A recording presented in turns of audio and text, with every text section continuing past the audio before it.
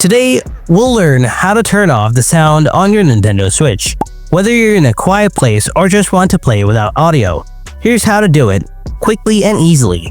On the top of your Nintendo Switch, you'll see two small buttons near the power button. These controls the volume. Press the volume down, minus button repeatedly. Keep pressing it until the volume bar goes all the way down and shows mute, a speaker icon with an X. Your Switch is now silent. No startup sounds, no game sounds, nothing. Now, in case your buttons are giving you trouble, there's still another thing you can try out. Press and hold the home button. It is the one on the right Joy-Con. This opens the quick settings menu. From here, you'll see a volume slider. Move it all the way to the left to mute the sound. And that's all there is to it. Let me know if it helped, or if you're still having trouble with volume control on your Switch.